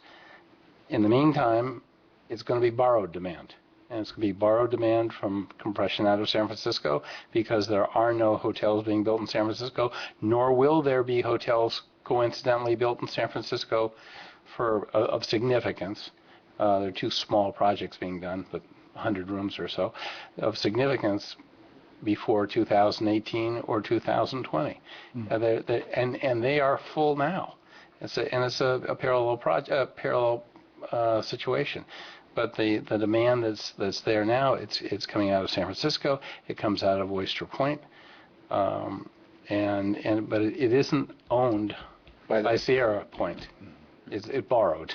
Right. Mm-hmm. So that's a very, very tenuous and fragile situation, because if that demand does no longer compress out of San Francisco, if that demand is no longer needed from the Oyster Point or South San Francisco demand quarter, then those hotels go back to what they were previously, which is empty and even more unprofitable than they are today. Mm-hmm. So that really wraps it for you, I think. Mm-hmm. Yeah, when we had our subcommittee meeting and got briefed by Rick on what the study eventually pointed out. Yeah, sure, I was disappointed. I was hoping that this could be another source of revenue for the city. It's interesting that you're talking about this borrowed demand, and that the feasibility of a hotel is, you're basing it on being able to stand on its own. Exactly. When we talked about the other hotels, that you had advised not to build. I think one of them, I don't know if both of them. The Radisson. But yet that has been a very good revenue source for us. But maybe it has not been a financial benefit for the developer who built it. Yeah. And so you're looking at those things. You're looking at feasibility. Is it good for us if it's built, and even if we got half of it, filled, and the other half didn't have, folks a good portion of the time. But sometime it is fully, full capacity.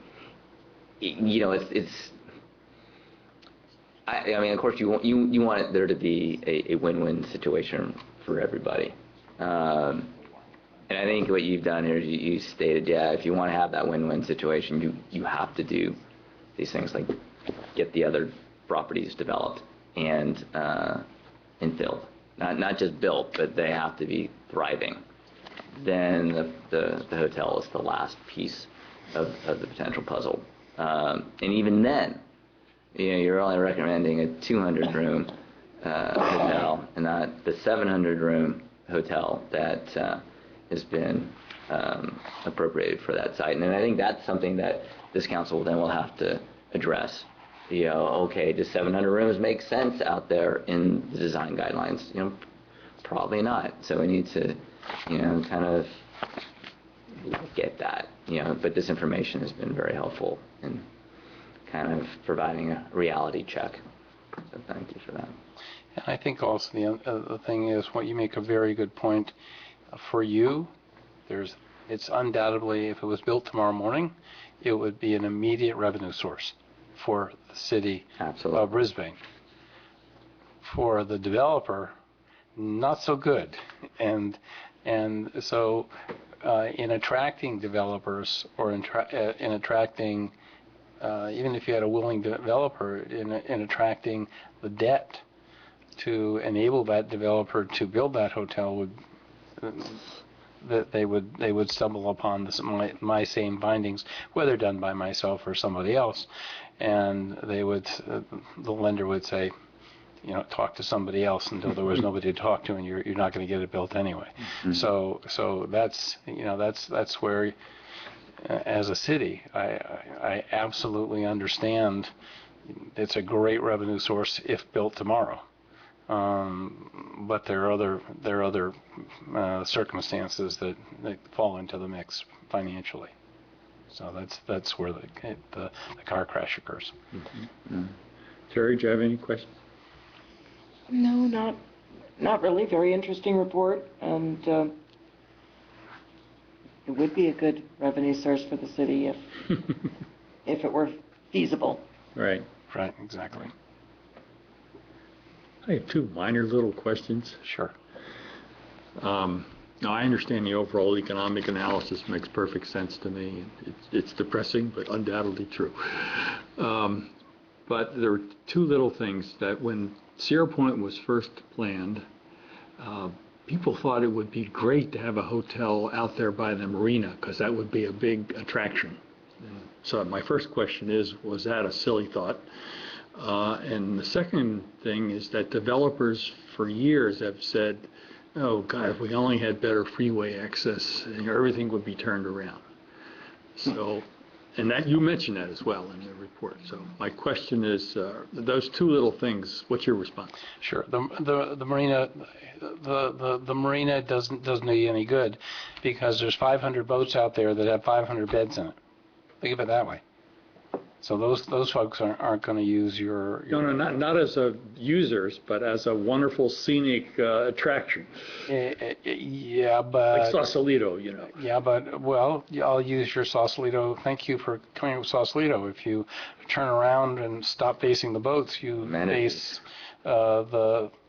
face a town which has significant retail, lots of restaurants, lots of action, and other energy. Mm-hmm. So when Sierra Point develops and has multiple restaurants, a couple movie theaters, and some other action, then that's part of the chemical mixture. Mm-hmm. Okay. And the second question? The freeway exits. Oh, the freeway exits that's a tough one. You just consider that's where even more so that infill, that developing of its owned demand sources becomes critical, because Oyster Point is but spitting distance away. However, you have to drive 3.5 miles to get there. Mm-hmm. And so given the choice of staying in the most beautiful hotel over the most beautiful marina in the entire world, or being across the street from where I really want to do business, where am I going to be? I'm going to be across the street. It's a location issue. And those freeway entrances and exits don't do this project any favor by any means. So that, in your mind, does become a significant inhibition. Significant problem. If you know the territory. Okay. Right. If you're on the internet, you might not know about those details. Yeah, for sure. I mean, that was one of my first learning curves. You didn't know. My first learning curve was when I went over there, and I went, wow, and I drove right past the Sierra Point exit to Oyster Point, and had to turn around and come right back. Yeah. You know, and I live in San Francisco, so you know. But you can do it going that direction. Try doing it from the other direction. Exactly. Rick, just an off question here. Why is San Francisco so full now? Does that have to do with the America's Cup or, the economy recovering? What do you think? I think I've said it before. You got a three-legged stool. You have tremendous commercial demand, the growth of internet and biotech, whether both in Mission Bay, the new Upper Market Street, south of Market, zero vacancy rate in commercial. That's happening.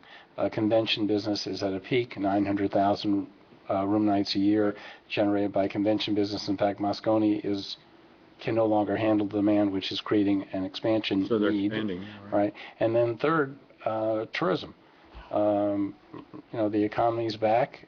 San Francisco is an amazing international destination, because even at our most expensive room rates, which might be at $500 or $600 at a Ritz-Carlton or Four Seasons, it's literally half of what the same product would cost if you went to London, Paris, or Rome. Right. So for the European traveler, even though it's allegedly cheap. there is an economic problem over there, Yeah. it's a 50% discount. Right. So go to Union Square tomorrow, walk across Union Square and listen for the English language, and you will not hear it. And it won't be indigenous species speaking Chinese or Spanish. It'll be Danish and German and French and Italian. It's really extraordinary. I've never seen it in my life like this. It's really amazing. What I would recommend you do to keep this document living and breathing is I would put it away for about 24 months, and then bring it out again and see what how bad the crystal ball was broken when it was first written. And then revisit, because there is a timeline here that is recommended. And 2 years from now, the financial markets may have changed. 2 years from now, there will be more demand for hotel rooms, and so maybe instead of a 2020, it'll become a 2018. And even if you take something up in 2015, it's going to take you 3 to 5 years to get it built anyway. Right. So I'd recommend that you dust this off. Don't have to call me back, but you dust this off and revisit this in 2015 for the future. Okay. Yeah. Sounds good. Okay. All right. Anything else? Excellent. Thank you very much. Very good. Appreciate it. So, Stuart, can I ask you, have we seen our coffers fatten up in the last 3 months from the hotel? Yes. The hotels are doing very well for us. Okay. Are we beating our projections from the budget?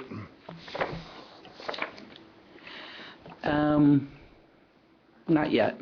Okay. Thanks, Rick. Okay, so the next is the priority conservation areas.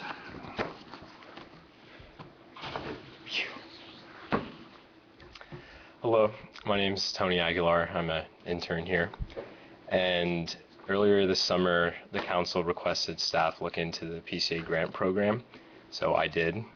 And just really quickly, the PCA grant program is part of a larger program called Plan Bay Area that the SCC, which stands for State Conservancy, State Coastal Conservancy, and MTC, which is the Metropolitan Transportation Commission, put together in response to the Climate Protection Act of 2008.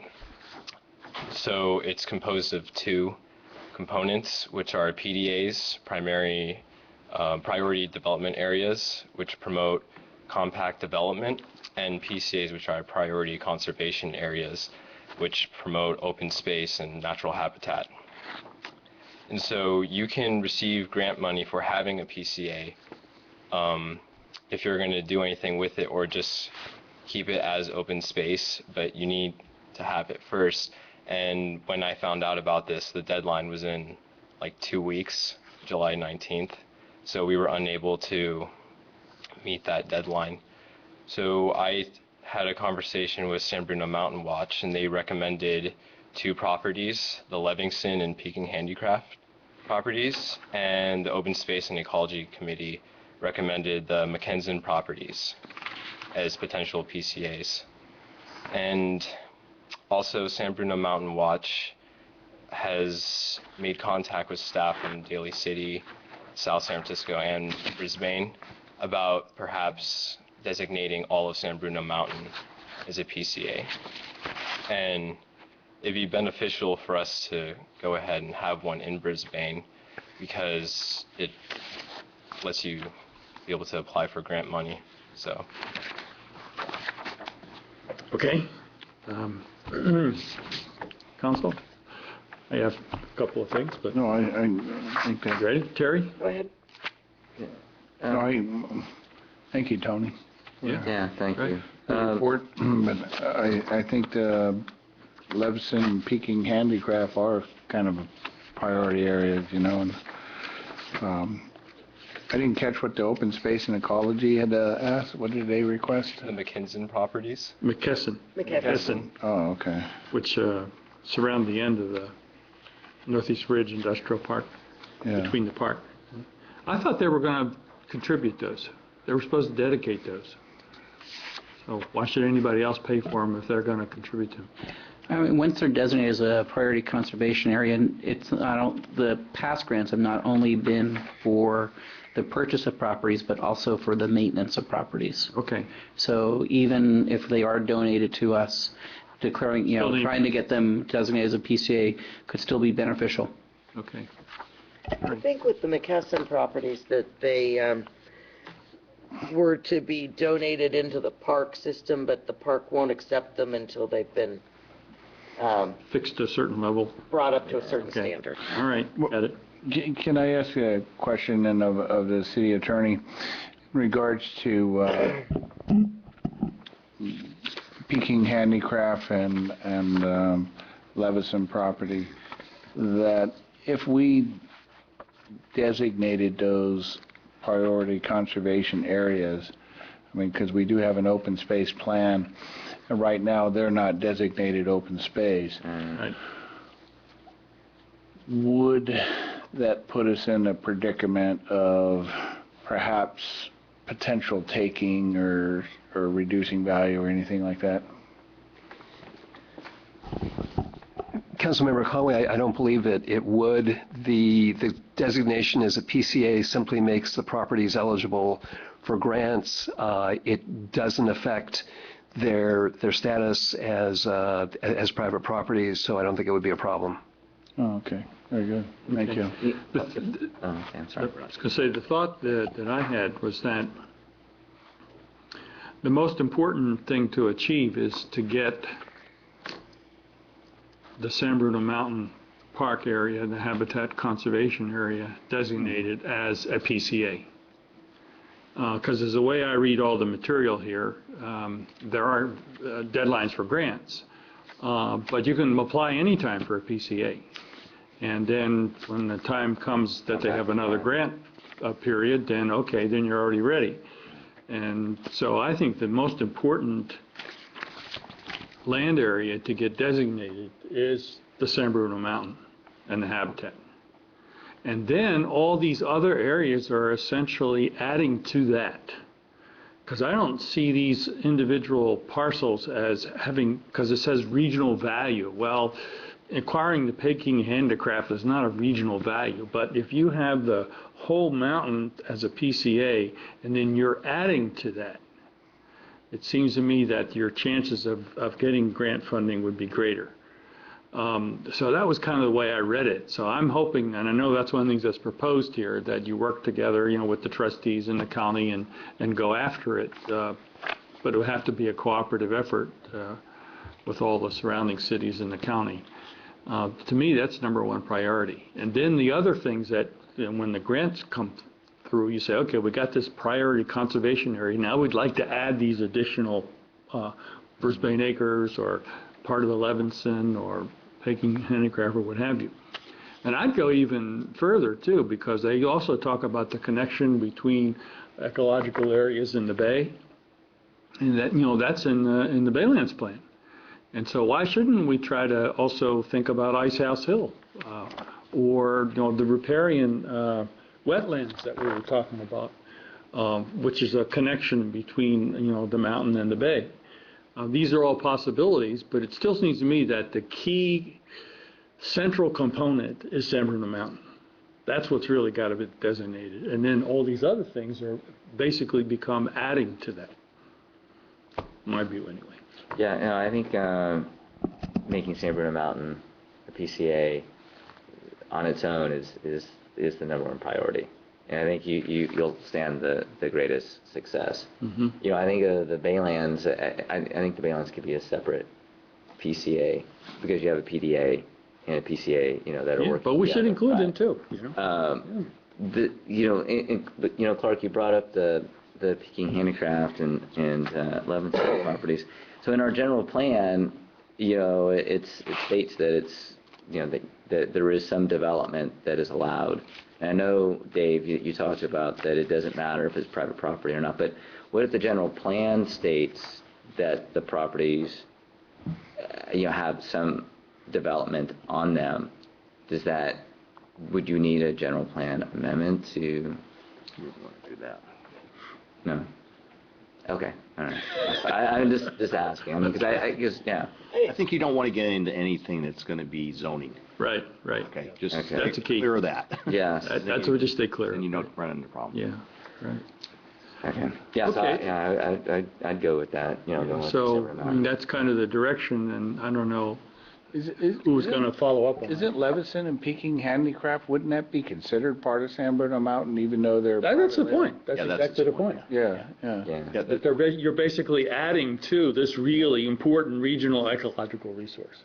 That's the idea. That's how I would conceptualize it. We did have a brief conversation about this at the last HCP meeting in May or June, whenever that was. And the parks, or the San Mateo County Parks was going to take a look at that. But I think the reason we wanted to come forward tonight was that we don't control that process, but we do control the process within Brisbane. So we thought at least we could move forward with what's in Brisbane while we still try to work with the county and the other cities in terms of the larger thing. But I do agree. If we get that county thing, we're going to have a lot more. Yeah, if we get that, we kind of have everything else. Well, even though it will take quite a bit of cooperation to get the entirety of San Bruno Mountain between the county and our little areas that are adjoining it designated, because you'd need quite a bit of cooperation. I think that having at least the start of our priority conservation areas with the Peking and the Levinson property would be good, because it's something that if a grant were to come up, we could act on our own towards those properties.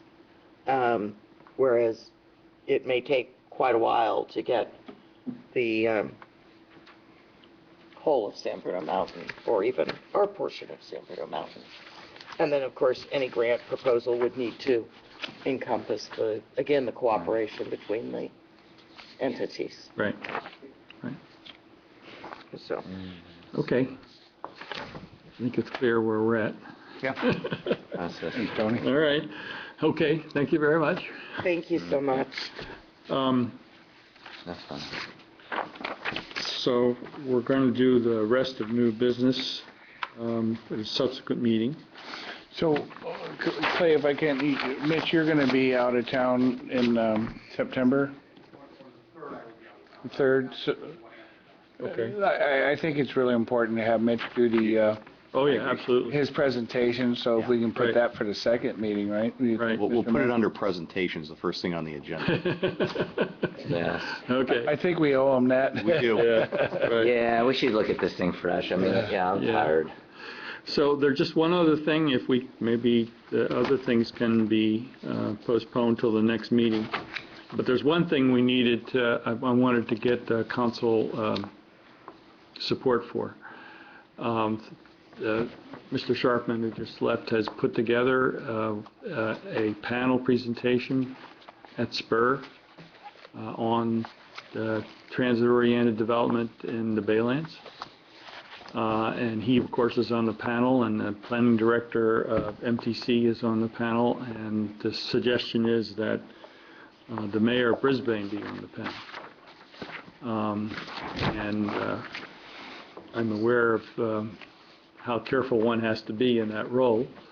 And so one of my careful aspects here is to make sure that it's okay with my fellow council members to go ahead with that, because evidently they need to know by tomorrow. That's why we're doing it now. Yeah. Yeah, so what do you think? What's that? Today. Oh, tomorrow, okay, all right, well, tomorrow morning. Is that okay? As long as that's okay with the city attorney. I have talked with the city attorney. Oh, you did? Okay, all right. good. Yes, and you, of course, I will never do anything without talking to the city manager and the city attorney. Hey. Okay.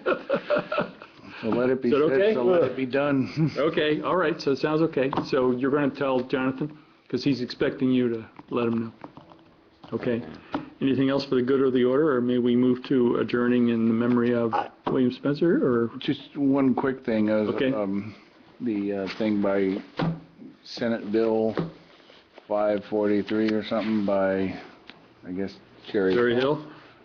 That maybe staff can review that. I think the League of California Cities is saying that it really kind of undermines the city's power, and would ask that we send in letters of opposition to the, now it's going to the Assembly. You already passed the Senate? Well, it's past the, what committee? Subcommittee. I'm not, the latest I heard, which I think was Thursday, was that there was a meeting set up between Senator Hill and the league staff. So let me, I'll research it and get back to you tomorrow. But I guess what you're saying is if it's moving forward into committee, then send a letter of opposition. I don't even know what it's about. Yeah. It basically is a bill that would make it illegal for PACs that have, such as the one that supports the League of Cities, to be able to support, use money that they get from the cities to, if they advocate. If they get money from the cities, then they can't go and advocate on a statewide ballot measure or a state proposition. Even if the cities say, yes, we want you to do. Well, the issue is that no city, in the past, the league has had a PAC that has, and I'm forgetting the name of it, but it basically used non-public revenue to do its political activity, right? Mm-hmm. So this is basically saying that if your organization has underlying monies from public organizations, then you can't participate in the political process. It's really, I mean, I think the way the league looks at it is it's an effort to mute the voice of the cities. Yeah. Through the league. I would Yeah. I would want to look at it before I recommended not supporting it.